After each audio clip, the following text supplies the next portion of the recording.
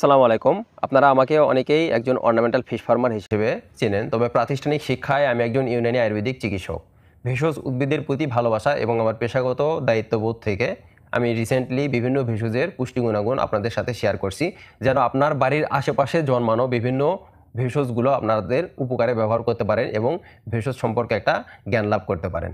ঠিক তারই ধারাবাহিকতায় আজকে আমি আপনাদের সাথে আফতিমুন দেশি বা এটার সায়েন্টিফিক নাম হচ্ছে স্ফেলেন্থাস অ্যাকমিলা। তো এই ভেষজটির পুষ্টি গুণাগুণ আপনাদের সাথে শেয়ার করব। ইংরেজিতে এই ভেষজটিকে বলা হয় তুতেক প্লান্ট। তো ভেষজের নাম দেখে হয়তো আপনারা বুঝতে পারছেন। এই ভেষজটির যে একটা ফুল রয়েছে, এই যে দেখেন, এই যে ফুল, এই ফুলটা কিন্তু দাঁতে নিয়ে আমরা যদি মুখে একটু চিবোই তাহলে সেই ক্ষেত্রে কিন্তু সেই অংশটা একটু তিক্ত বা আপনার তেজস্ক্রিয় একটা স্বাদ অনুভূত হয় এবং সেই জায়গাটা কিন্তু একটু অবশের মতো হয়ে যেতে পারে।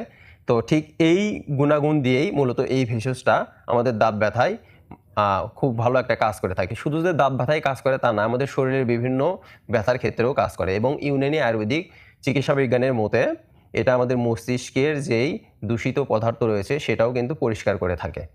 তবে ভেষজটি যেহেতু দ্বিতীয় শ্রেণীতে উষ্ণ এবং শুষ্ক, সেই জন্য অধিক পরিমাণে ভেষজটি খাওয়া যাবে না এবং নিয়মিত দীর্ঘদিন যদি ভেষজটি খাওয়া হয় তাহলে সেই ক্ষেত্রে কিন্তু ফুসফুসের জন্য ক্ষতি করতে পারে।